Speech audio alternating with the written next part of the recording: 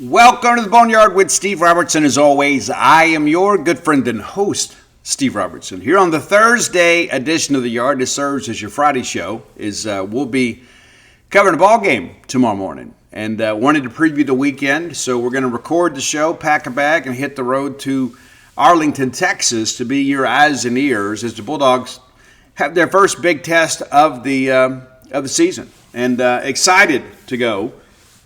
It's one of those things that kind of go back to the Mark Twain adage.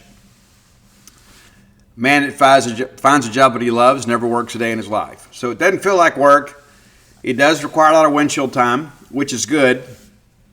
Allows me to kind of get away from the computer a little bit, but also to catch up on some Dateline NBC podcasts and things of that nature, you know. But, it's a lot of fun what we do. And some big things are coming. And you may not see it immediately, but you will see it on the long play. So eager to get there and get started. And so we're going to preview the weekend, take a look back at last night's debacle in Tuscaloosa. We'll look ahead to the women's game. And you never know what else we may run across here. Another wild night in the SEC on baseball. Yeah, so at this point, we don't know how good anybody really is.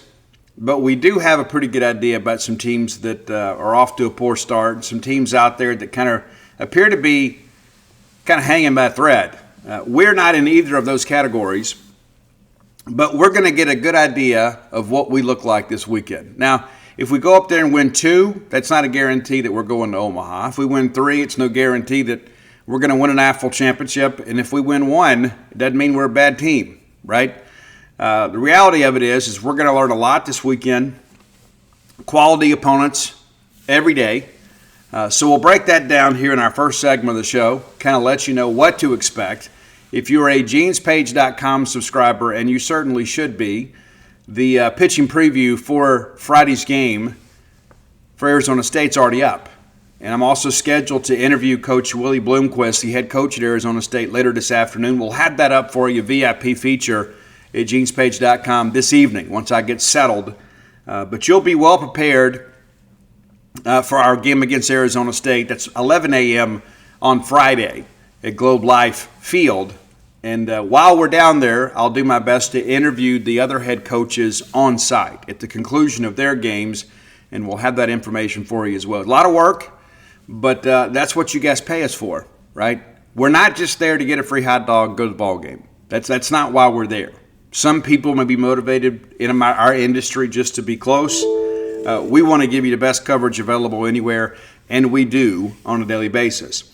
Let's thank our friends at Bulldog Burger Company, longtime sponsors of the show. We love Bulldog Burger Company. We have for a long time, basically since they opened. We have loved them. I remember Hey Dad, and I went in there. Again, I think we were probably first 500 customers. And said, you know what, this place is going to make it. And you know what, they have. And they've become a bit of an institution. Now, 3 great locations to serve you: University Drive in Stark Vegas, Gloucester Street there in Tupelo, Lake Harbor Drive in the Ridge and Flowood area. Have the spring rolls as your appetizer. They'll make you and everybody around you better looking.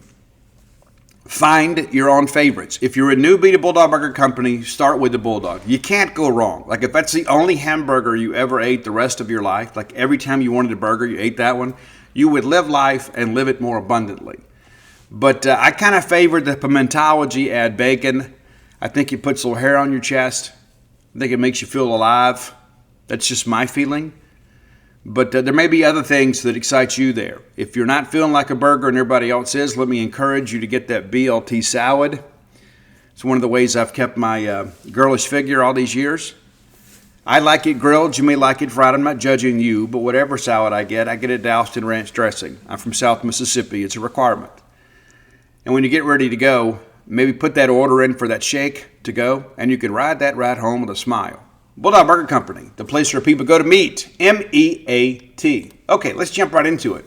So what do we know about Arizona State? Well, a good bit, I think. Now, they suffered their first loss of the season last night to Oklahoma. A little more on that later in the show. But Arizona State was expected to be good this year. They haven't played a very beefy schedule so far, but kind of like us, they've taken care of business. They opened up with a 3-game set against Omaha, Kind of ironic, right? That's where you want to go, right? You want to get to Omaha. They played the Mavericks of Omaha in a 3-game series, Valentine's Day weekend. They win those games 7-2, 11-5, 6-4. First midweek game of the year was UConn, and they get those guys 17-7. And UConn at times has been a solid mid-major program out there. St. John's, we played them a couple years ago in the baseball regional down in Charlottesville. Arizona State gets a sweep there. 9-1, 3-1, 16-6. And you look at the numbers, they're a little bit gaudy, to be quite honest with you. They roll into Norman, Oklahoma, and they mercy rule the Sooners on Tuesday, 15-3. Now, the Sooners get their payback last night in a 4-3 ball game. And again, that's the first loss of the year for Arizona State. Great start to the season. And you start thinking about Arizona State and RPI and things of that nature. They're going to play 5 games against SEC teams this week. That's good scheduling, right? You're going to pick up a split in a midweek event against Oklahoma, who has been one of the surprise teams in the early going. So you got to admire them for at least giving themselves an opportunity to play some solid competition, and they'll see plenty this weekend. Of course, they open with us. Game 2, they're going to play Tennessee and then Texas A&M on Sunday. So, as we're going to find out what we've got this weekend, Arizona State's got a pretty good idea of what kind of club they're going to have. Let's kind of look inside the numbers here and take a look and see, kind of how they've gotten there, what they've done to kind of put this thing together. We'll start on the offensive side of things. And, again, you look at some of these numbers, and again, the quality of competition matters for all of us at this point. But we have a tournament at the end of the year that determines a national championship. So everything we're doing now is like to get to that end. They have not updated the stats since they left Tempe for Oklahoma. So we don't have, composite stats here. You'd like to see that happen. It's not that difficult. But all that understood, Garrett Michael is leading the team, or was leading the team, at 471 average. Landon Hairston hitting 423. PJ, I'm going to butcher this. Matsurdas, I don't know, 409. I'm sorry. My apology to the family. But heading into Norman, they had 5 hitters hitting 400 plus. And had hit 13 home runs at that point. Of course, they had the big blowout game on Tuesday. But the pitcher is Cole Carlin. Big left-hander. He has spent much of his career as a reliever, and he was pressed into service as a true freshman there, and mainly out of the bullpen. Had a couple of starts. ERA was in the 7s.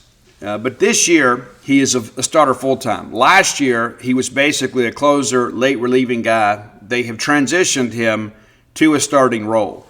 So 2 appearances so far with a 2-0 record and just 11 innings pitched. But they kind of ramped it up, week to week, threw about 65, 60, maybe 70 pitches against Omaha, and then came back last week and threw in the 80s. So they've kind of built him up. Good pitcher. And some of my Major League scouting friends tell me that he is a guy that will probably go on day 2 of the draft this year. Batting average against is 135. He's got 12 strikeouts against 3 walks.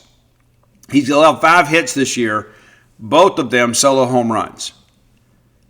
2 of those hits, solo home runs. So 5 hits, 2 of them solo home runs. So it's not like people have been able to stack some things against him. And again, he hadn't worked a lot, just 11 innings, but that's just kind of the case for everybody right now. Nobody's working really deep into ball games. You're thinking about arm care and things of that nature. So this is the most talented arm that we will have faced so far this year. And it's just an interesting dynamic. Arizona State's a team that we've only played 4 times in our history. The first back in 1981 in the College World Series. They won then, and then in 2023, we bring them in. 3-game series. They win the opener, and then we win Saturday, Sunday to take the series. So the all-time record is 2-2, and it's really kind of a shame that 2 programs, the high-profile of Arizona State and Mississippi State haven't played more often. But I wouldn't be opposed to going out there playing a game. I don't know how you guys feel. If we went out there and played a football game, maybe we don't remember much about that one. But, we got them in the return trip here. So I think it's a great thing. And I think the fact that we're playing one of these neutral site games against them is a good thing. So that's how they have shaken it out so far this year. Let's go over and look at our game against Virginia Tech. Now, that game is going to be on Saturday, and that is a 3 p.m. start. 3 p.m. start on Saturday. Now, what has Virginia Tech done this year? Well, their schedule, again, not especially beefy, right? So they open up with a 3-game sweep of William and Mary, 9-2, 8-7, 8-2. They get East Tennessee State in a midweek game. They get them 7-5. And then they play Rutgers in Blacksburg. They dropped game 1 and got absolutely shelled, 16-1 in that ball game. They bounce back and win a 10-inning affair in game 2 to set up a rubber match on Sunday, which they win 4-3. So I don't know what you guys know about Rutgers baseball. They're not a really great team. But Virginia Tech finds a way to take that series. Then they get James Madison in a midweek game, and that was their first game away from their home venue. They win that game 5-4. So they played in some tight games. I mean, you start running this thing back here. They played in 4 one-run games so far. They will be the nightcap on Friday against Texas A&M. And I think when you look at this Virginia Tech team, they're probably the team that has the most to prove this weekend. And there were some times last year, Virginia Tech got hot, and people thought, hey, this is a team that may be able to do something. Well, it didn't work out quite that way. Let's kind of look inside the numbers here.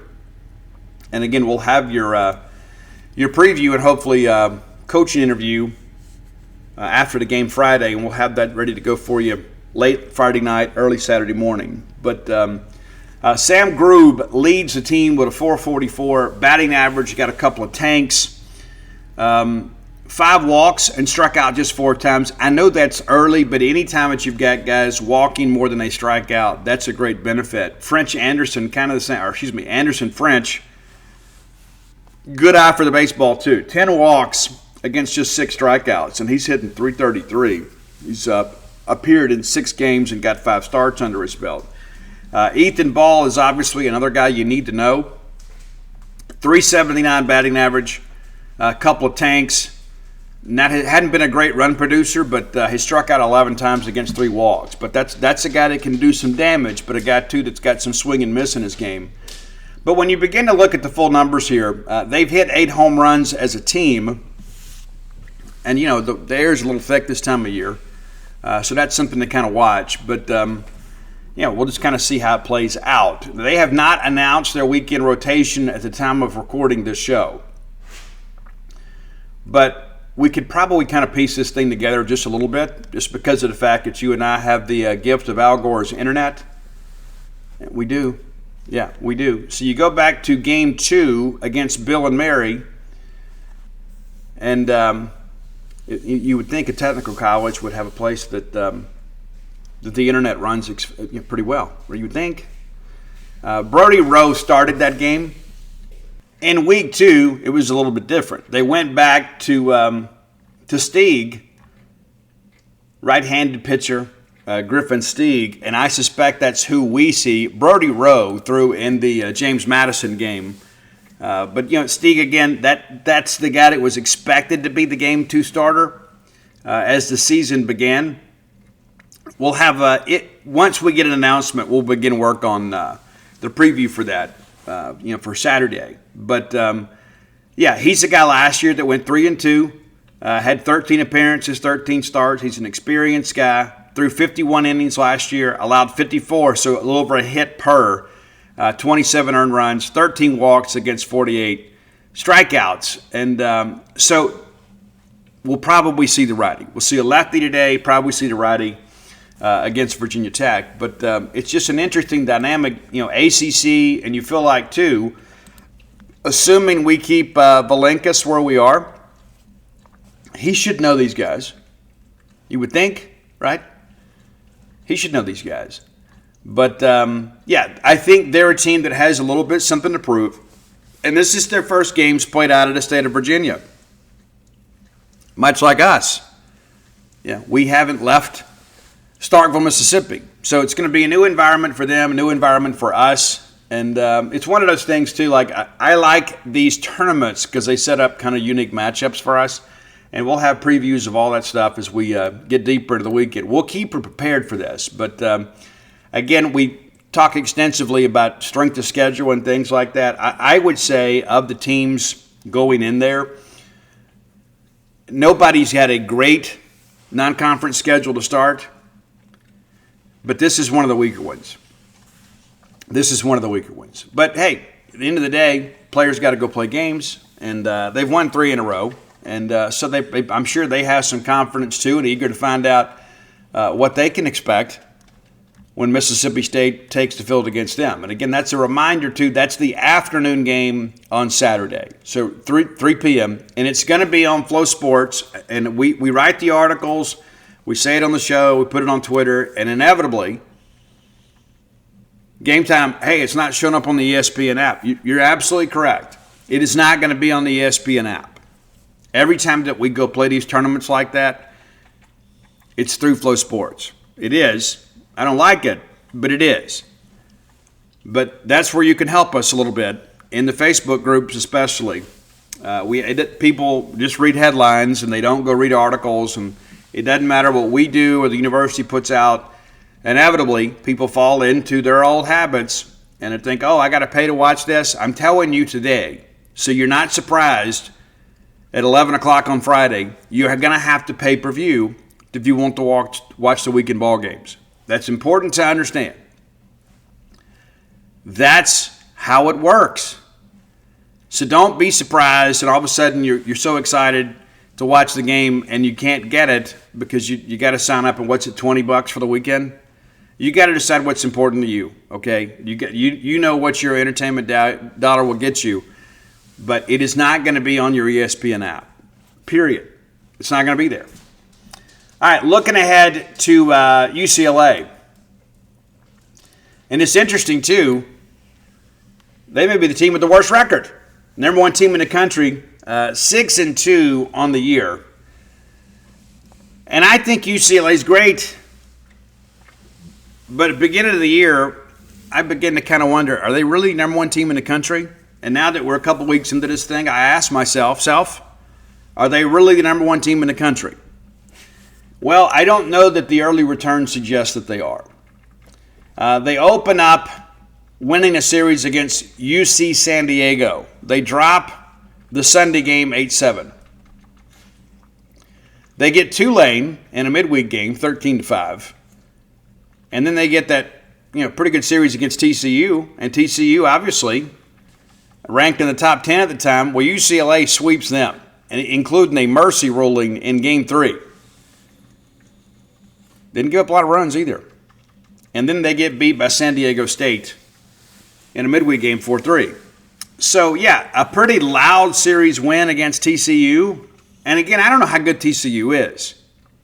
They kind of benefit from playing in the Big 12. And Kirk Saarloos, very well-respected guy. So, we'll kind of see how things play out. But UCLA is going to earn some things this weekend, too. And you got to start thinking, too, like if they drop a game this weekend and maybe somebody else wins 3 games this weekend, I mean, just kind of throwing it out there, they'll be at number 1 next week. That's my feeling. Some people will argue and say midweeks don't matter. Well, they mattered to us when we were getting our resume reviewed in 2024. We had to go to Charlottesville instead of hosting in Starkville because everybody said, well, you had 4 quad 4 losses. Well, yeah, I thought midweeks didn't matter. Yes, they matter. Every game matters. So UCLA will play Tennessee, the afternoon game, so kind of right behind us on Friday. They'll play the nightcap against A&M and then, of course, play us at 1:30 or 2:30 on Sunday, so afternoon game on Sunday. So we're going to have a pretty good idea of what UCLA's got. I don't think Tennessee is great. I think A&M is really good. I think Mississippi State's got the potential to be great. So the thing that I know about these events, though, is Tennessee, under Tony V, they showed up ready to play in these games. And a lot of that's not like peacock feathers or anything like that from Tony Vitello. He knew these were RPI climbing opportunities. These were statement-type weekends. Josh Ellender is not immune from that. He understands how important this thing's going to be. And they haven't been great in the early going, Tennessee. They haven't been. But they'll be ready to play. And I kind of like that Tennessee gets them first, right? So, we'll see their Game 3 starter. And let's kind of look through the UCLA numbers here, if we can. And I believe we can. So, kind of looking at their cumulative numbers here. And there's some interesting names. It's kind of part of the deal, right? Mulavai Levu, hitting 412 for them. Got one tank, 11 RBI. Rock Jolowski, guys hit 6 tanks already. Will Gasparino has hit 6 tanks already. And, maybe the air's a little less thick in Southern California. It typically is. That's typically how it works. So there, it's kind of baseball season all the time around there, and this is a guy too that transferred in from Texas, familiar name, headed over to UCLA. So it'll be interesting to see kind of what that offense looks like against SEC pitching, and you get SEC weekend pitching. It's not going to be like a midweek stop somewhere. But as a team, they've hit 17 tanks so far. So will they do it in the pro ballpark? We'll see. Be somewhat climate controlled there. So it should be a good offensive opportunity for everybody. We'll see. But, they got some guys that can mash in this order. And, again, the thing that I go back to is really the series so far in the early going that defines this team is that TCU series. And you kind of begin to ask yourself, well, how good's TCU? Well, we don't know yet. I don't think nobody really knows a lot about what kind of club they got. And this is why you go play series like this. You do. Now, we expect Ryan McPherson to throw on Friday against Arizona State. We expect Thomas Valenkas to throw on Saturday, and I think Sunday is TBD. Could be Duke Stahl. We'll get an answer at some point today. You guys will probably know the same time I do because I'm going to be on the road, and so we'll have an article kind of detailing that out. But my honest opinion is I think Charlie Foster, as shaky as things have been through the first couple of starts, and again I'm a Charlie Foster fan. Having him go out there and play in a big league ballpark against the number one team in the country, he may not be ready for that. And this is, again, people forget how much time he missed last year. And so then you wonder, okay, well, do you run him against Southern Miss on Tuesday? I don't know. But that may be a better opportunity. But that's going to be a pretty hostile crowd too. But we can't just protect people, right? We got to have guys go out there and perform. And so the reality of it is we're in a meaty part of our schedule on the non-conference side. And at worst, we got to split these next 4 games. But you'd like to win 3. You'd love to win 4. But we don't want to be greedy. We're just a little bit needy at times. And you guys know how significant this little stretch can be for us. And not just because of the fact that it gets us ready for SEC play, but because of the fact it allows us to play some teams that are going to kind of help carry us when it comes to RPI when it matters most. The one thing that I can say about this Mississippi State team is they've been prepared to play. We go play Troy, a team that came in here last year and jumped on us 3-0 and then ultimately wins a game in the ninth. We absolutely ambushed them. Now, they scored some runs late to make the game look a little bit better than it was. That game was headed towards a mercy rule before they added a couple runs to make us play the full 9. And then you have the ghost of Austin Peay. And even though most of the players here weren't a part of those teams that lost that midweek series to Austin Peay, but guys, that game was over in the second inning. And so any thoughts, any lingering doubts or thoughts about, the ghost of Diamond Dawgs past, I think that can be relinquished. We are going to be ready to play every single game. That's what Brian O'Connor and this staff, it's a culture they've built. And granted, they inherited some good players and brought in some good players. We're going to be ready to go. And if we get beat, we get beat. That's the nature of competition. But anybody that thinks that we're going to show up in Arlington, Texas, scared, worried, anxious, you're kidding yourself.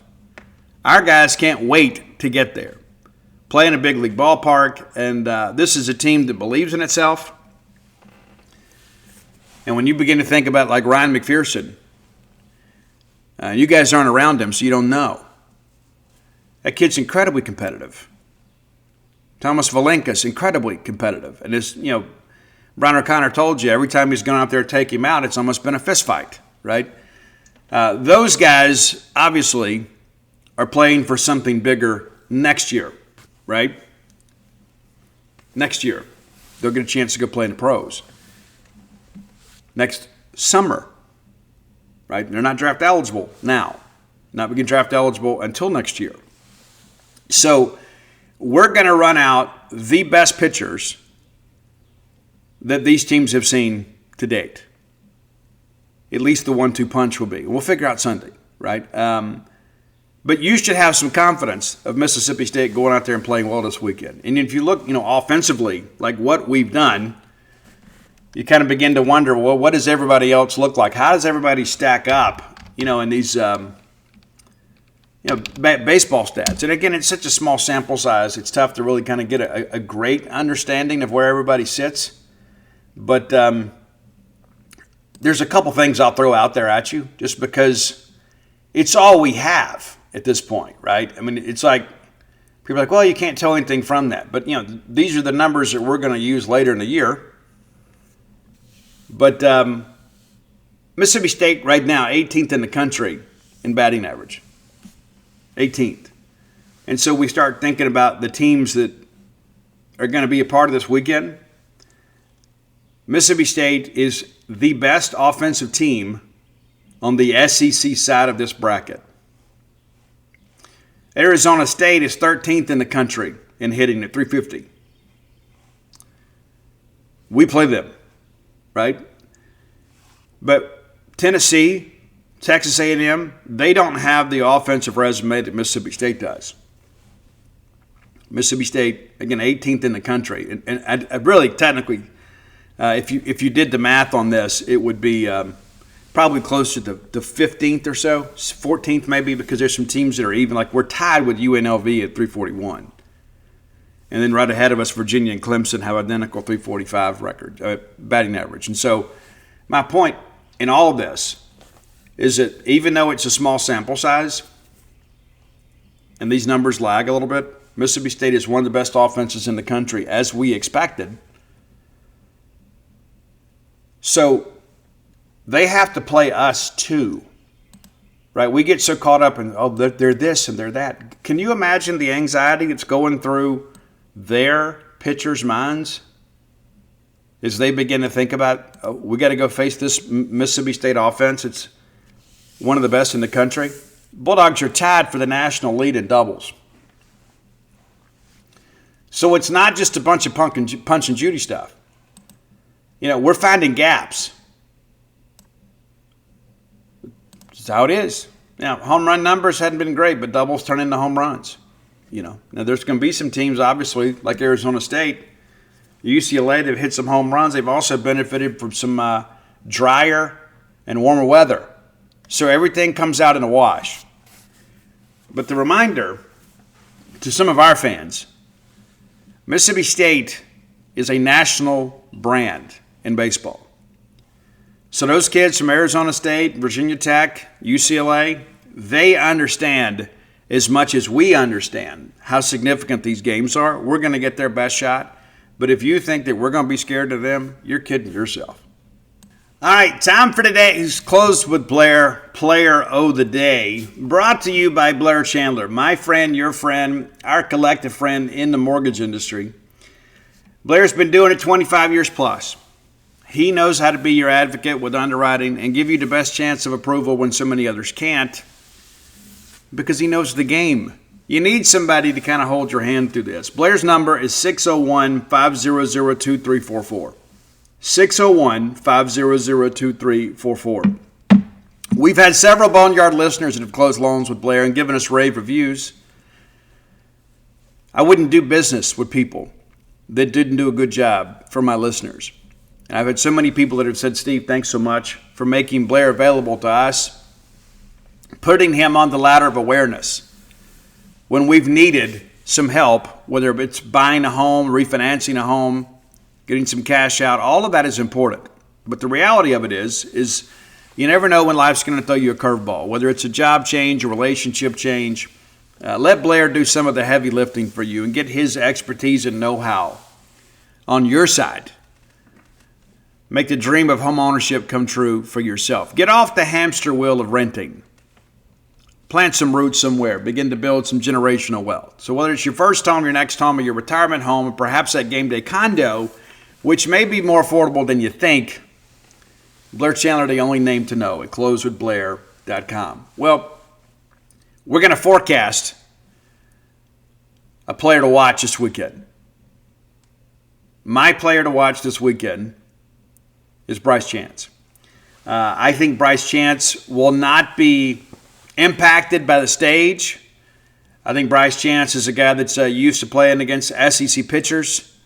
You know what to expect with Ace Reese, but as I shared with you guys yesterday, the whole roster construction and Bryson and nine-hole, I think that is a benefit to us that we have not fully appreciated yet, because it gives the top of the order more times than not a chance to hit with runners on base, because Bryce has such a great on-base percentage. But I think leadership matters weekends like this. And I think we have plenty of leadership, and I think Bryce Chance is one of those. So we're going to salute Bryce Chance. Mississippi State outfielder is your Close with Blair Player of the Day. All right, time for today's Top 10 list. As always, brought to you by Calido Guitars at CALIDO Guitars.com.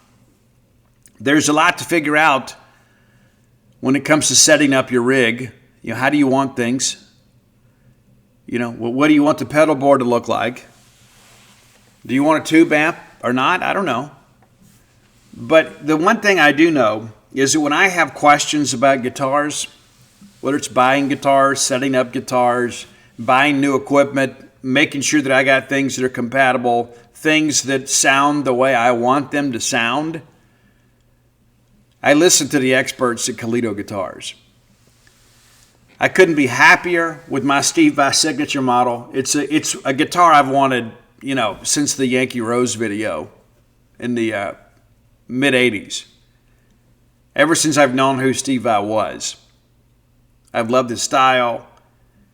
I've loved his skill. And I've loved his, just the innovative way that he approaches the guitar. He started out playing with Frank Zappa, if you guys don't know. So he's not just a rock guitarist, but man, that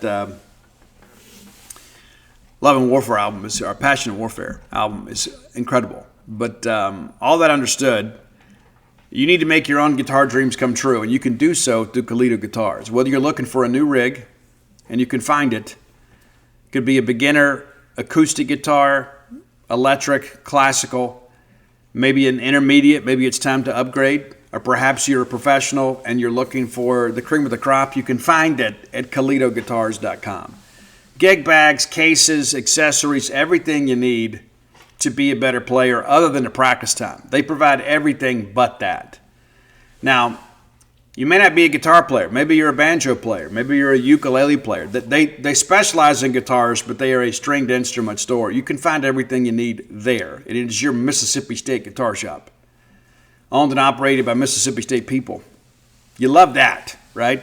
You love being able to help other Bulldogs. But they're willing to help you too. They're going to give you a promo code, BSR. We want to keep it simple, right? You know it. It's synonymous with the show.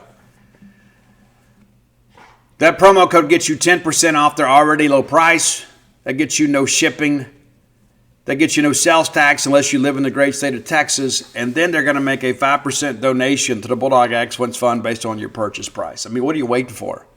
Right? Everybody wins. You win by getting great gear at a discounted price. They win because of that great showroom in Lake Jackson, Texas, is getting some Mississippi State dollars. And then Mississippi State wins because they're turning it around and giving some of that money to the Bulldogs.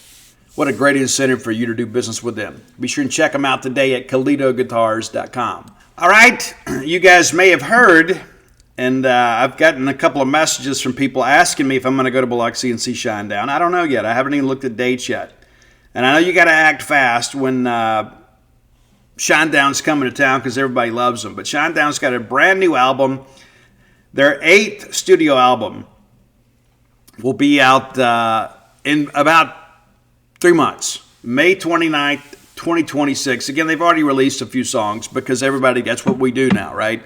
You put a string of singles together and then kind of build an album around it. But I've seen Shinedown probably more than any band in my lifetime. I would have to think about that because I've been to so many shows. I haven't been to as many the last couple of years, but I've seen Shinedown a lot. And haven't seen them in a while because, the wife and I run 2 businesses. It's difficult to coordinate everything schedule-wise for us both to get away. And I don't like going to shows without her. But because I've been to so many Shinedown shows, I wanted to, number one, promote the new album. They have released a new single, Safe and Sound, that is a little bit different. So there's going to be, let's see here, 18 songs or 18 tracks. I guess you probably have an intro and an outro, but you've already got 5 songs available. But it's not going to be like they're just throwing an EP together and then packaging it up with a bunch of other singles and calling it an album. So it'll be a full-length album. And again, it's interesting. 8 albums in now. And some people do an album almost every year, it seems. But Shinedown takes a little time. They tour a lot, too. I remember last year they released 365 and Dance Kid Dance and then went on tour. And kind of pushed a few things out. Killing Fields came out, and then Searchlight. Here, we talked about that one some time ago. But because of the fact Shinedown's coming back to Mississippi, let's take a look at the top 10 live songs. And this is based on frequency, not on preference. These are the songs that get played most. So if you go see Shinedown in Biloxi, there's a good chance you're going to hear these songs as part of the set list, along with some newer stuff too. All right, again, these are not the list of my favorite Shinedown songs. These are the 10 songs they have played live most. Number 10, I remember when this one came out, and I immediately said, this is going to be a hit. And it's Bully. And it was an important song, not just because of the fact that it was a great rock song, but the lesson that it sends, right? The message that is conveyed in this. And there's a lot of people too, and I have dealt a lot with the mental health aspect of youth. And the one thing that I would want to say to young people is that it won't always be this way.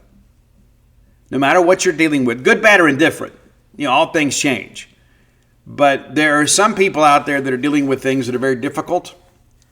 And when you're young, everything just feels like such a big deal. Life is long if we let it be. But there are a lot of young people out there that in the social media age, it's not like it was when maybe you and I grew up. We'd make a mistake. Something silly would happen to us, and it wasn't documented. Like everybody just kind of has the memory. Hey, you remember that time when Greg did this? Like the bride. She says one of her most embarrassing moments is she went to take the ACT at like another high school, and they walked out during the break, and she fell down the stairs. And there was nobody there with a smartphone to record that. And so, had she not told me that, I'd never have known, right? But we lived in a different time when things weren't documented. Nowadays, kids got to be even careful what they text people, right? Which we all do in that respect, because somebody can take your text and then they take it out of context and they send it around on social media or they share it with other people, and an embarrassing situation comes up. And one of our listeners, who I've gotten to know the last couple of years, their son dealt with some of this and elected to take his life. And it is something that has had a profound impact on me. And so I encourage you, if you were thinking of hurting yourself or others, dial 988. It's a free call. You can text if calling's not an option for you, and get help. Number 9, love this one. Absolutely love this one. It's cut the cord, right? And this is basically about cutting people out of your life. It's amazing to me, the buzzwords that get used. Like we've almost got Reddit culture, right? And I've been on Reddit like 5 years. But I have to take it in small doses. After a while, I kind of get sick of it because it's the same thing over and over, right? It's just like a message board for life. And everybody out there, like everybody is toxic. Like every workplace is toxic. Every ex is narcissistic. It's like everything is labeled like that. And then it's like those become part of the public vernacular. Here's the thing that I've learned about life is that, the big book of Alcoholics Anonymous taught me that, we are powerless over people, places, and things. But long-term recovery has taught me that I'm not powerless over how much time I spend with those people, in those places, and dealing with those things, right? So I can accept the fact that I'm powerless over them, but I have power in my own life to cut them out of my life. And I do. So number 9, cut the cord. Number 8, and this is a song too. I like it. I don't love it. It's Unity. And there was a great video they did for that got a lot of play on social media. It's not one of my favorites, to be honest with you. And I'm a big Shinedown fan. Got 3 Shinedown tattoos. But that's the 8th most played song. And I didn't include Simple Man, which they play too in memory of Dimebag Darrell. But I didn't want to put a cover it there. Number 7, love this one. If You Only Knew. And if you've ever been in love, long-term relationships, this is one of those songs. It's like, and how do you really quantify how much somebody loves you, right? Right? I mean, everybody can say it. And I've had people in my life that have told me they love me and they just kind of liked me, and vice versa, right? Back in 1991, if I told you I loved you, I absolutely did not. I was just trying to have some fun with you. But my point with all this is when you really find out what love really is, it's like the whole line, it's 4:03 and I can't sleep, There's sometimes when I travel, it's like I just can't wait to get back home. I just don't rest well without her. Number 6, going back to the beginning, Leave a Whisper. Great song title and album title too. Now, Leave a Whisper, the song itself, is on the expanded edition. It's not on the regular release, but the lead track on that is Fly from the Inside. And I remember Brent always says, we're going to jump right here, and if you see the person next to you, grab them by their hair and pull them up. And that's just being silly. But Fly from the Inside, what a great track. Number 5, the video for this is great. The song is great too. I think the video is even better. And the track is Enemies. And of course, it was part of WWE for a while. And Enemies is one of those tracks too. It's like, there's just so many things in life that everybody wants to act like we're all just friends, and we're not. And that's okay. It's so interesting too. Like I will live in peace if people let me, but if you want beef, I'm happy to participate. Number 4, and for those of you guys, like Sylvester Stallone was behind this one. Just so you guys know. Maybe you didn't know. What's it called? The Untouchables or the Expendables. But they put these movies together, and so Sylvester Stallone reached out to Shinedown through their management and said, "Hey, my girls are huge fans. I want you guys to write a song for this movie." And Brent Smith's like, "Well, that's a nice opportunity." But Sylvester Stallone told him, he said, "Hey, if my girls don't like it, we're not going to use it." and then that became Dominize, boom lay, boom. I love it, man. It's even today, even it's been out so long, it just jacks me up to hear it. All right, number 3, and there was a stretch where they didn't play this one for a while because there's some people out there, because everybody got so dadgum sensitive that they don't understand English. There were some people, when this track came out, said that it was about suicide. It's not. It's a metaphorical visualization about having a difficult time in life. And we're talking about the track 45, right? And I'm staring down the barrel of a 45. It's kind of like, well, I'm staring down, a runaway train, right? It's a metaphor for being up against it, where life is kind of working against you. And some people misconstrued the intent of the song. So for a while, Shinedown didn't play it. They began to play it again, as they should. It is one of the best songs in the catalog. And that last minute of that song, even now, it makes me grit my teeth. Number 2, the title track of album number 2. And there's a lot of bands out there that have that sophomore slump because you've got your whole life to write your first album and maybe a year or two to write your second album. And this album, pardon the pun, really sent Shinedown into the stratosphere. It's the Sound of Madness. I created the Sound of Madness, wrote the book on pain. Somehow I'm still here to explain, right? I get chills even saying that. But those lyrics mean a lot to me. I've had a lot of pain in my life, as you have as well. And some of mine was my own fault. And maybe some of yours too. There have been a few times in my life that I've been victimized. I've volunteered a lot.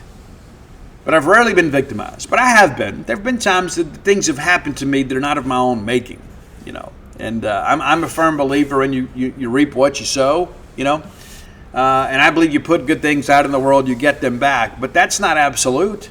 All of us are going to have a struggle at some point. We're all living in the human condition. People are going to let us down. And you know what? We're going to let them down too. It's all about being human. It doesn't excuse the negative behavior. But this song has always meant a lot to me. This album has always meant a lot to me. I think every song on that album could have been a single. That's how great it was. There was no sophomore slump with Shinedown. And, things just kind of exploded from there. They went from being an opening band to being a headliner with the Sound of Madness. And we saw them for the first time. Got a chance to meet them in Tupelo, Mississippi for the first time. And it's been a lot of fun along the way. To listen to Shinedown, and in many respects have it as a soundtrack of my life. And it's so funny. I had the Junkies for Fame logo as my profile pic on the website for years and years and years. And then CBS said, "Hey, we need you to use your picture because sometimes we're gonna." So they didn't want to put Junkies for Fame out there when they profiled anything I did. So I get it. I understand it. But I hated to have to change it.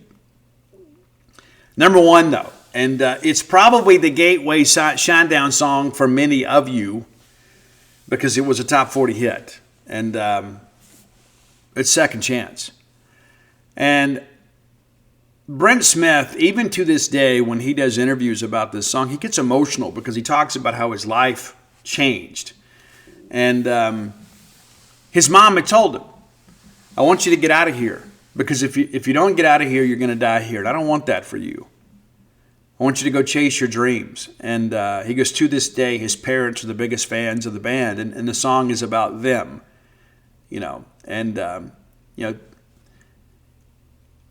it's an emotional track. And I remember playing it for the first time for a friend of mine. Like I bought the album and was on my way to Brandon to meet up with a buddy of mine. We were going to go to the state game. And like he loved Leave a Whisper, and I was like, dude, I got the new Shinedown album, and we put on Second Chance, and like as soon as Brent hits that first chorus, tell my mother, tell my father, I've done the best I can, and to make them realize this is my life, right? And he just turned and looked at me, and he's like, dude, it's such a relatable track, and one of the things that I have learned about life, and I get emotional even thinking about this. Is the second chance I had at life. And many of you have had a second chance too, maybe not quite as dramatic as mine. But I have done the best I can to make the most of this second chance. And, it's like, we're in the middle of all this business stuff and talk and, there's a lot of numbers. And I remember getting that first check for $50, $50 for writing my first article on Gene's Page. And now I own Gene's Page, the largest Mississippi State media company that has ever existed. We have a bigger sports staff than the Clarion Ledger does. We're the largest sports staff in the state of Mississippi. And that is one of those things that I take a great deal of pride in. And, for years and years and years, when Gene got ready to retire, we talked about it. And he kept pushing his retirement date back. And that was fine. I was happy, right? But I said I was going to take this thing to new heights. And we have. It's not an I have situation. It's a we have. I got some great people that work with me. And, Mike Nemeth, Dave Murray, of course, Jacob Bain, Rion Young, Neil Sopchinski. Dana does some photography stuff for us. And, of course, Nathan Purvis. We've got a great group. And the thing, when you reach these milestones, like next year will be 30 years for me. And you begin to think about those big round numbers. And you kind of look over the pathology of your life. And I can't tell you when it all really happened. Kind of was a gradual thing. But there was a time when everybody was recruiting me to leave Gene and to go out on my own. And I remember I wanted to hear what everybody had to say because I wanted to know what my value was. And ESPN was like, dude, all you'd have to do is write 2 or 3 recruiting stories a day. You don't have a message board to deal with. And there's some people in our industry that were working for ESPN at the time and said, hey, this would be a great situation for you. And, of course, there were some competing networks at the time. And I remember I fielded several phone calls, and Dana walked in and said, after I got off the phone, she goes, I wish you would stop this. I said, what do you mean? I'm trying to get the best deal for us and our family. She said, you're never leaving Gene and David. So why put Gene and David through all of that? Why make them worry that you may leave and then ultimately be the competitor? And I said, you're right. And so I called Gene and I said, okay, let's make this thing work. And the next thing you know, not only am I working for Gene's Page, I'm working for Scout.com and Fox Sports. And still got the Fox Sports polos somewhere around here. But my life changed in a big way. And I was able to transition from doing this on the side to doing it full time. And the joy that I got from all of that, number one is, before I was just the recruiting guy, right? And carved out a big niche. And I remember I said then that I was going to be the best. And there used to be days that they would do, everybody else in the industry did like 1 recruiting story a day. I started doing 3. And then when they started releasing these monthly reports about how many people with Scout.com had done, the most, I started seeing my name pop up in the top 10. And I was like, hey, if I work just a little bit harder on the weekends, I could be number 1. And there was 1 year, 11 out of 12 months, I was number 1. And the one guy that beat me was this guy that stayed awake for 3 days in a row, and he was always number 2. And I share that not in any way to praise me, but to praise the value of hard work. And I can't begin. There's some things I can't talk about yet. But one of the things that I want you guys to know, I'm always in the middle of something, right? Always. And there are some projects, multiple projects that we're working on that I think are going to take us to a different level. And I share that with you just because of the fact, I never get comfortable. And again, something that Brent Smith of Shinedown and I have agreed upon over the years, philosophically. We didn't sit down over dinner and talk about it, but is you never arrive, right? You never, ever, ever arrive. Like I wake up every single day content deprived. Every single day I wake up and think, okay, I haven't done anything today. And so that's one of those things that drives me. And it's just one of those things where I'm wired that way. I got some people that work for me that sometimes I got to push a little bit. It's true. But I lead from the front. Right? I write more stories than anybody on my website every single month. It's my business after all. It's our experience. It's our business, but I'm the guy that signs the checks. But I share all of that with you because whenever you reach a point and you look back at your life and say, look at everything I've done, well, you're done. You're done creating things of value. You may still keep the job, but when the things behind you are greater than the things ahead of you, well, you're descending. And that's the way that I look at it. Like I tell people all the time, I haven't written my time to kill yet. Right? That's how I feel. I've written some books that you guys have enjoyed and written a lot of articles and covered some incredible moments. But if I stopped and thought to myself, the best of this is behind me, I would be so incredibly depressed. I can't wait to get to Arlington. I can't wait to see our Bulldogs on the field against some really good teams. And then we come home and then we kind of have a measure of what we have, and then we'll finish up non-conference play against Lipscomb next week, and we'll play Southern Miss on Tuesday, and then we'll get ready for SEC play. And I can't wait for all of it. It never, ever, ever feels like, oh my gosh, this is such an intrusion. Guys, this is my life.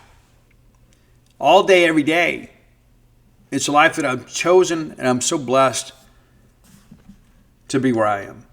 So if you have ideas for the top 10 list, reach out, let us know. I may not preach as much on your list, but reach out to Roy Samanti, my friend, at Dawgmatic67, DAWGMATIC 67 on X. And you can find our great list on Spotify under that same handle. Of course, I'm on all forms of social media at Scout Steve R.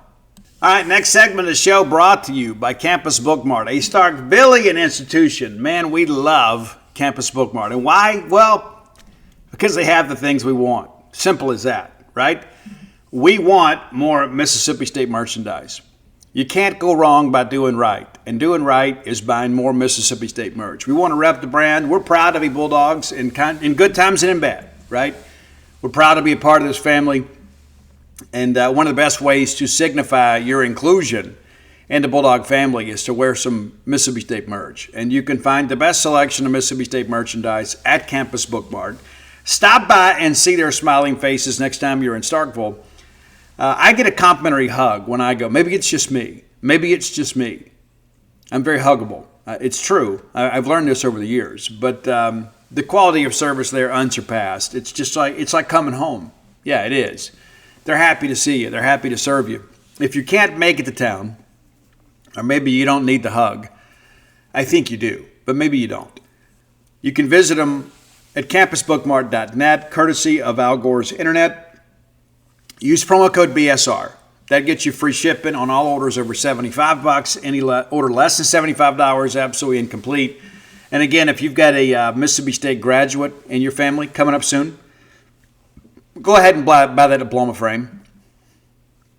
It'll make you the preferred grandparent, aunt, uncle, whatever. I mean, it's a timeless gift, and every time they look at the wall and they see that framed diploma, they're going to have a sense of pride. They're going to remember that you bought them that diploma frame. Be sure you do that. It's a great, great, great gift idea, and I am like a gift ninja. It's true. So use my expertise to your benefit. All right, Mississippi State took it on the chin last night in men's basketball. And it's one of those things, too. It's like, it feels like an obligation, right? Bulldogs now 13-15 overall, 5-10 in the conference. We did not expect to win that game. We didn't win the game. And it probably went worse than we expected. For some of you, it probably went as expected because we have really not been a good matchup for Alabama, really for years now. We have a tough time. We do. Just their style of play. Alabama advances to 21-7 overall, 11-4 in the Southeastern Conference. They win it 100-75. But let's be honest, this game was over at the break. Alabama had a 30-point lead at the intermission, 63-33. And then we win the second half, 42-37. But that's a very, very small victory. In fact, it's no victory at all. You play to win the game, not to win the half. Achor with 18 points, 7 rebounds. And again, he's, of the transfers, he's proven to be one of the most beneficial that we've had. Josh Hubbard, kind of an off night, didn't take many shots either because Alabama did such a good job kind of getting out and defending on the perimeter. Hub 4 of 13 from the floor, 2 of 6 from beyond the arc, just 11 points in the ball game. Had 4 assists, but also turned it over 3 times.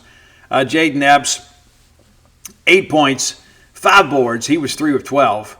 And then Sean Jones with 6 points off the bench. One of our promising freshmen, King Grace, with 13 points in 13 minutes of action. That's a pretty efficient there. 3 of 5 from beyond the arc. And again, I think he's a building block for the future. You certainly feel good about what he brings to the table. But there's not a lot about this game to feel good about. State shoots 38%, 36% from beyond the arc, and just 50% from the line. Not only did we not get there much, just 12 times, we only converted on 6 free throws. Alabama did as they wanted, just what they do, and even without Bediako, we were really no match for them. They shoot 48%, 44 from beyond the arc, 22 of 50. 22 of 50 from three-point land. They jacked up 50 three-pointers and made nearly half of them. They get to the line just 13 times. They converted a better rate, 10 of 13 for right at 77%. But everything about this was all tied all the time. Terrible start. And we're just kind of ready to get it over with. You know what I'm saying? I mean, that's just – and I hate to feel that way. I know you guys do as well because you love Mississippi State so much, and we had high hopes for this season. Bulldogs back in action on Saturday against Missouri. And as you guys know, we played them a little bit earlier in the year and dropped that game at Como, 84-79. That's when we still had some hope of doing some things of significance, but hasn't worked out for us. Let's take a quick look at what the Tigers have done since we were last together. And it's, I just want to win the game, right? I mean, it's like I don't have any illusions or delusions for the future of this team. I do of this program, but this has been a year of disappointment without any question. But Missouri 19-9 now overall, 9-6 in the conference, and I'm sure they're thinking, hey, this is a chance for us to go pick up a road dub, and I'm sure that the crowds will not be dramatic, shall we say. But since we played them, they have played pretty well. They went to South Carolina, won that game 78-59. They go to A&M.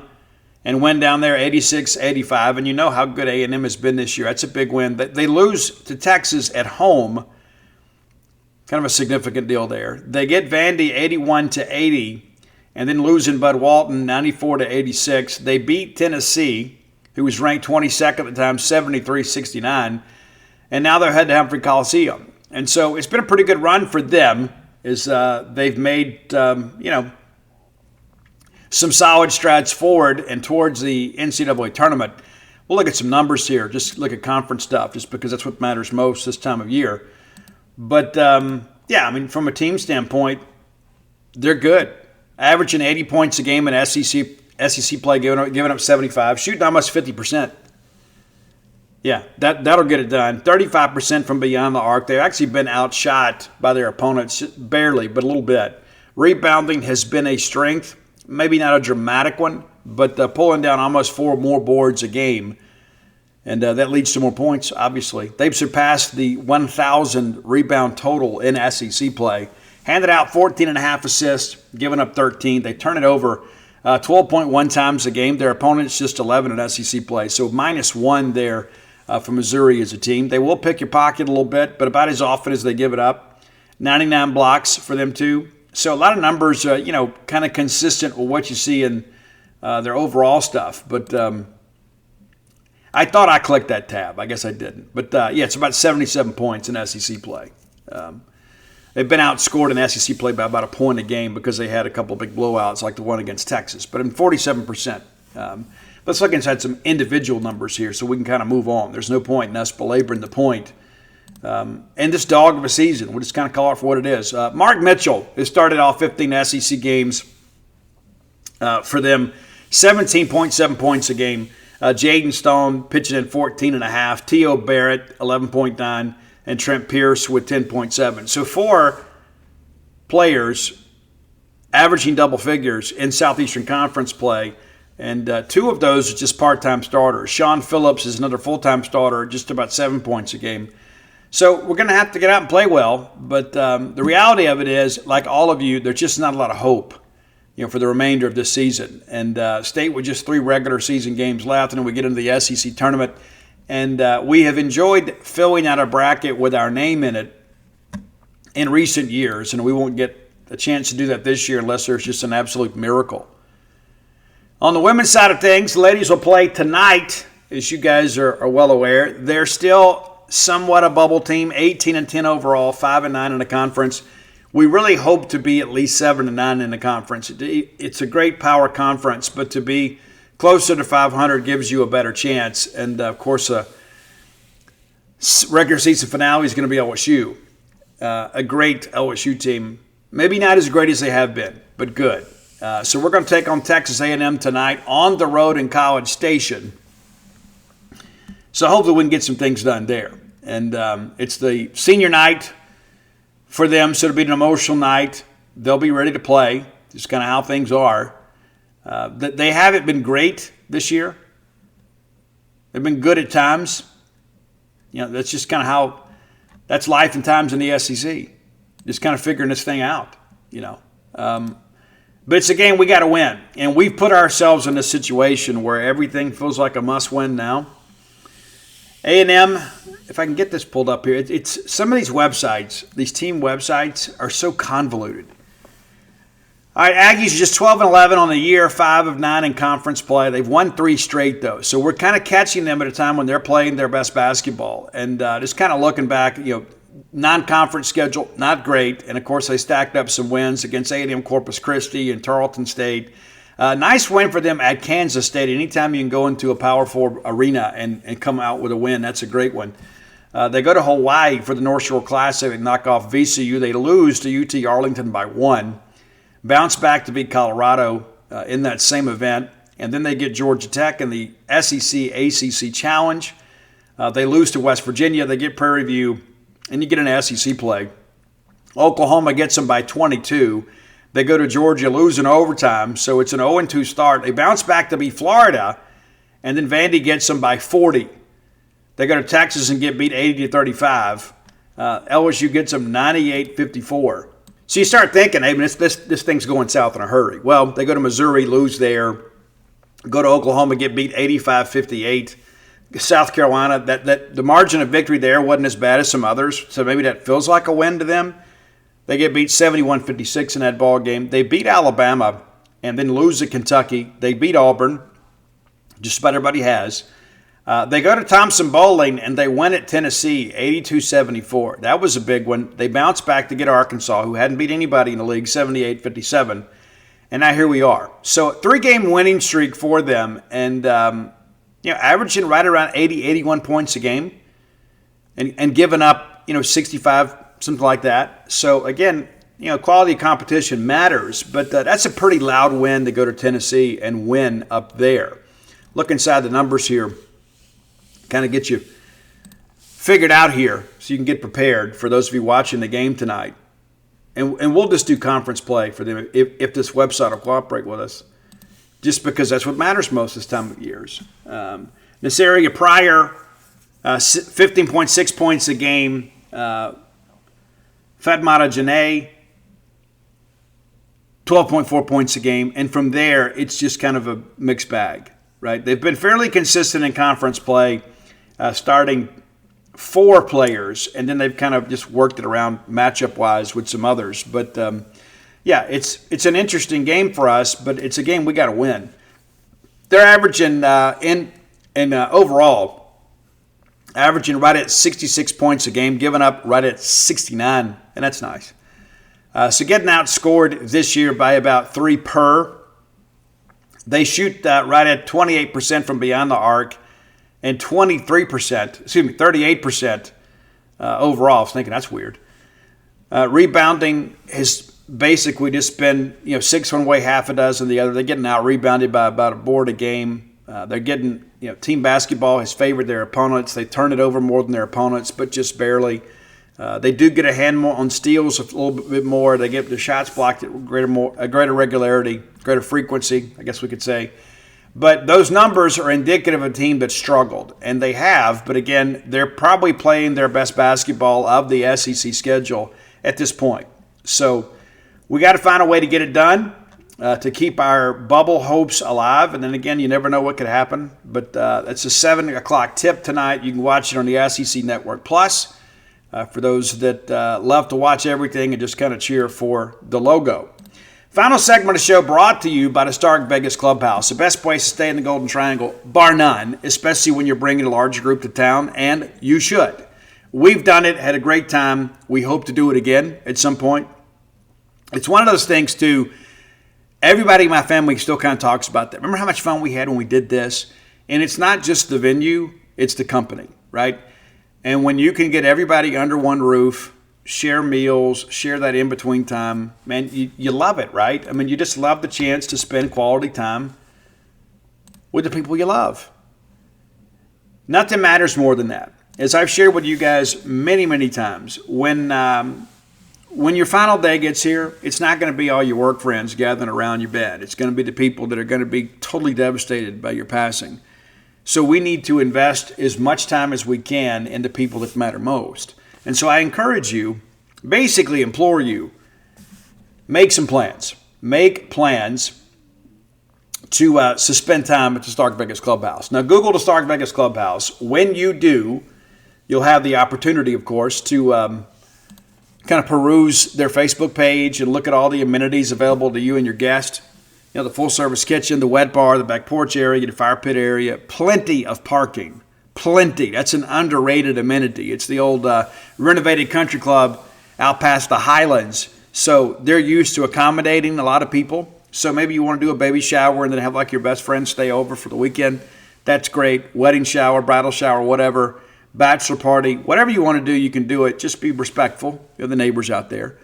Now, when you Google, you're also going to see some booking options. You're going to have Airbnb, VRBO. You can go that route if you want. Maybe you got a credit. I don't know. But if you want a credit and don't have one, book through the Evolve website and use promo code BSR10. That's BSR10. That gets you 10% off your stay. What a great incentive to do business. Again, just 5 minutes away from the Mississippi State campus. If you're taking the ball game, it's very conveniently located to campus. You can do your tailgating right there. Or you know what? You can just make some gumbo or something. Yeah, how great is that? And put some steaks on the grill or whatever you want to do. You can have control of your event when you stay there. The Stark Vegas Clubhouse, the best place to stay in the Golden Triangle. All right, let's take a look back at the night that was in the SEC. And again, a wild night in the SEC, and we'll look ahead to the weekend a little bit. Missouri is now 7-2. Now, they haven't played anybody at all, but they get Pine Bluff last night 5-1. But Coach Jackson trying to stack some wins, right? Trying to get this team some confidence. Again, they scheduled very, very light. And you got to be able to show some progress, right? And some of that's renting wins. Now, Troy, our friends at Troy, Skylar Meade and Jack Byers. If you don't know Jack was on the beat for a while as a student and did some work for some other media entities on the Bulldog beat. Jack is the communications guy for baseball for Troy. So every time we see them, it's great, right? I get to see Jack. Love Jack. He's a great young man from Philadelphia, Pennsylvania, and found his way to Mississippi State and is now the communications director for Troy baseball. So I'm happy for him when these good things happen. But the Trojans go into Athens, Georgia, and come out winners. A 6-5 affair in 12 innings. And it was no fluke, right? I mean, Troy got 12 hits. It's not like Georgia walked the ballpark. But it's just so interesting to look at this game and kind of how it unfolded. It was a tie game in the middle innings. And then Georgia scores 1. Troy puts up 3 in the 8th. And it looks like they're going to do it. Well, then Georgia scores 2 in the bottom half, and it's not settled until the 12th. So big win. Big win for Troy, and a big win for Mississippi State, right? Because you want your Georgia's RPI is going to be fine, but you want your non-conference opponents to win some ball games. This helps Mississippi State long term. We're happy to see it happen. Of course, we'll be competing with Georgia for hosting opportunities and things of that nature. We got to take matters into our own hands. But anytime that we have a non-conference foe beat a Power 4 team, that's a good thing. Kentucky. Bit of a barn burner here. Minge and the boys get up early, 5-0, and then have a little drama in the middle innings. Western Kentucky, the Hilltoppers, put up 5 in the 6th to make it interesting. And then Kentucky answers back with 2, and then they trade some runs in the 7th, and ultimately Kentucky wins 13-9. Wildcats now 6-2 overall. Arkansas State gave Arkansas all they wanted and then some, from a pitching standpoint. But, man, Arkansas's pitching stood up, allowed just 1 hit in the game. And the difference is a first-inning run. Arkansas wins it 1-0 over Arkansas State. You start looking at the fact that not only did Arkansas State beat Arkansas, they nearly beat Ole Miss in Oxford and then get beat 1-0 to Arkansas. You start looking ahead to, like, if Arkansas State ends up being in a regional somewhere, they may be a fly in the ointment. Right? All right, as we mentioned earlier, Oklahoma gets Arizona State, and it was a dramatic game. Arizona State comes out hot. They get up 3-0, and then they're shut out the rest of the ball game. Oklahoma with 1 in the 2nd, 1 in the 3rd, and then 2 in the 9th to walk it off and beat previously unbeaten Arizona State. So you got to wonder, what that Arizona State bullpen looks like. It won't be a big factor for us since we play them first. But over the course of the weekend, that's just something to kind of consider. Florida finishes up a midweek series to Florida International with 11-4 win. And then strike up Queens. We played them last year. Queens University collects their first ever P4 win in baseball against South Carolina. 9-8 is your final. And that included 4 runs from South Carolina in the 9th to make it interesting. Think about that for a second. It was a 9-4 ball game going to the 9th. And then Queens hangs on to win. Probably need to text their coach and congratulate them. A big win for them, right? Big win for them. And a lot of people are saying, things have got to change at South Carolina. Yeah, no duh, right? You made a bad hire, and everybody knew it in the first place. It was a headline hire. It's not a good situation. And Maneri won't be there next year.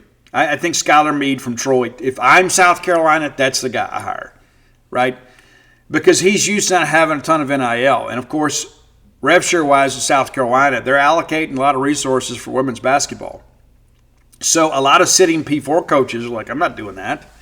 I'm not going in there and being in the bottom quarter of the league and NIL and rev share. Well, Skylar Meade at Troy would be like, okay, I'll do it.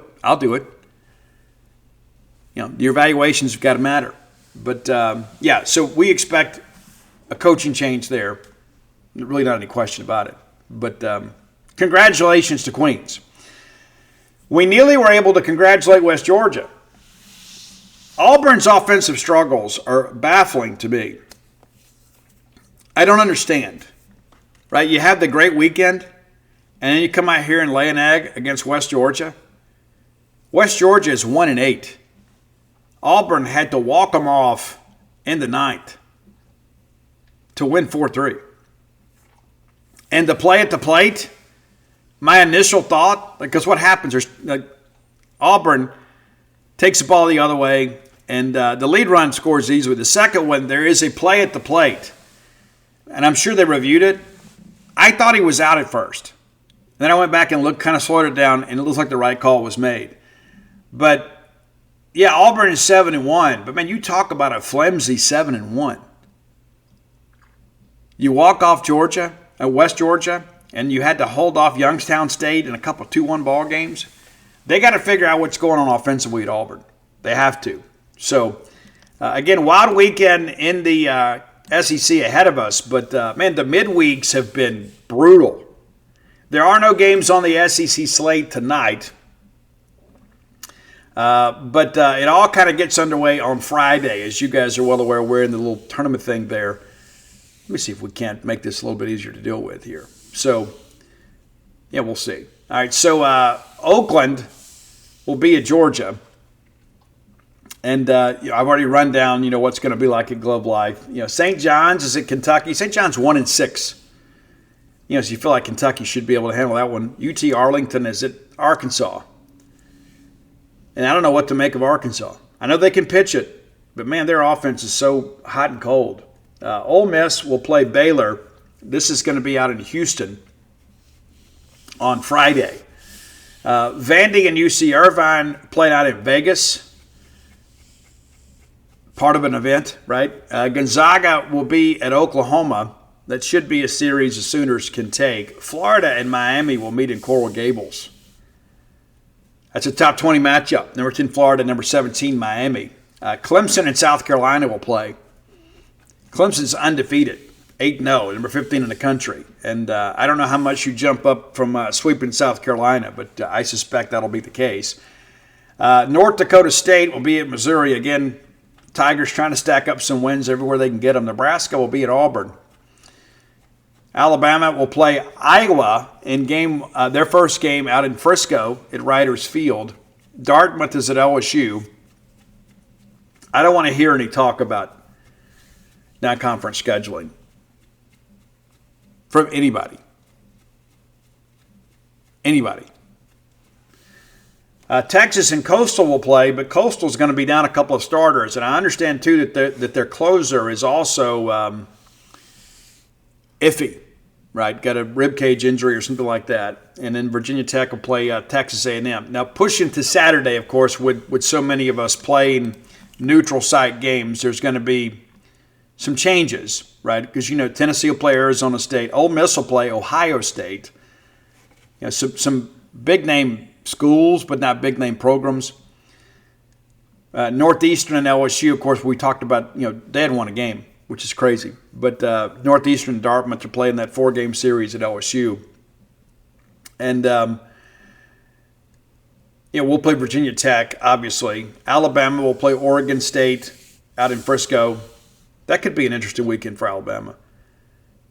Vanderbilt will play Arizona, who has been one of the biggest disappointments in Division I baseball to date.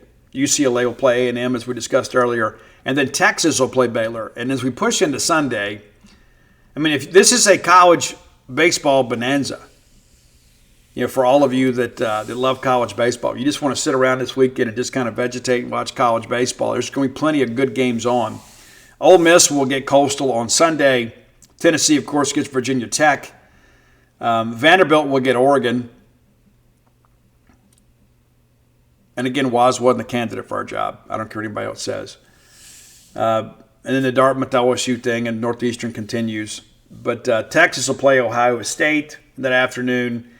Mississippi State, of course, plays UCLA. Alabama will play Houston, and then Arizona State plays Texas A&M. So a lot of good matchups for college baseball. And then things kind of cool down a little bit, as we get into next weekend, because it's the last weekend before SEC play. So it's going to be interesting next weekend. Just because I just want to just share this with you. We'll talk about it extensively next week. But next week, the last weekend series before SEC play. Auburn will host Winthrop. Georgia will host Queens. Kentucky will host the Citadel. Vandy will host North Dakota State. Tennessee will host Wright State. Florida hosts High Point. A&M hosts Oakland. Missouri hosts University of Illinois Chicago. Alabama will host North Florida. State hosts Lipscomb. Arkansas will host Stetson. LSU hosts Sacramento State. Oklahoma will host Santa Clara. Texas will host South Carolina Upstate. And Ole Miss will host Evansville. So not going to be a lot of great matchups next weekend as everybody kind of gears down to kind of settle their lineup ahead of SEC play. But a lot of good games this weekend. I hope that we have a great weekend and you guys have a great weekend as you kind of enjoy really the first big weekend of SEC baseball. Even though we're not playing each other, we're going to have an opportunity to kind of see what this conference is made of. Just kind of a little bit of a glimpse. You can't put, it's never about one weekend, ever. Good, bad, or indifferent. Like we could go down there and sweep and rise to number one in the country. It doesn't guarantee anything. Got a lot of games left to play. We go over there and go over. Doesn't mean anything other than the fact that we've lost 3 games. And at some point, we're going to lose. Yeah, we're not going to go undefeated. We're not going to go wire to wire. So that's important to understand. But I feel like we can get a couple this weekend. Of course, we're capable of getting 3. But I feel like we'll get a couple this weekend and come out of the weekend feeling pretty good about our team. That's my expectation as we get ready to go in. But I'm curious to do some scoreboard watching as we're covering. So let's get ready to get out of here.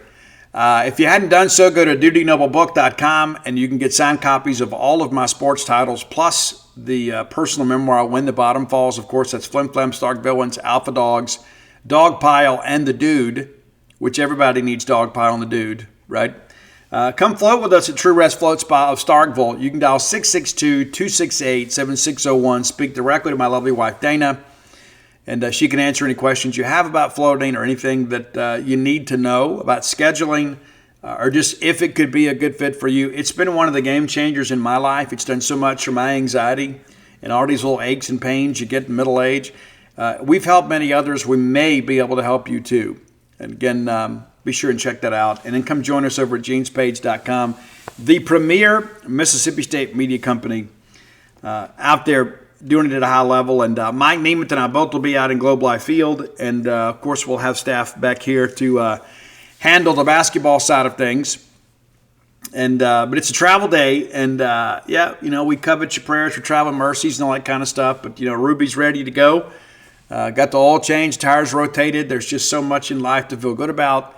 And so we're eager to get out there and cover some baseball. And, it's our first trip back to Globe Life since 2021.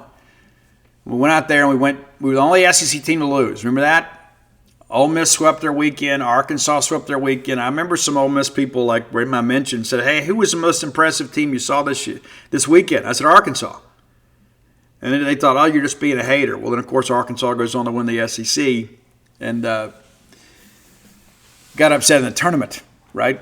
And we ended up winning an national championship. And we've been there before, Hog fans, so don't feel like your pain is unique. But it's interesting when we get these Power 4 out-of-conference matchups. And, again, it's like, you're playing Ohio State, Oregon, those kind of things. And, if you get Coastal healthy, it may be a different situation. But that could be a big weekend for whoever plays Coastal while they're somewhat inhibited injury-wise, because Coastal will still compete with Southern Miss for the Sun Belt crown and likely be in a situation to help you in the RPI. So should be a fun weekend, and I'm eager to go. I'm going to get this show up for you guys, and then we're going to pack a bag and we're going to hit the road to the great state of Texas.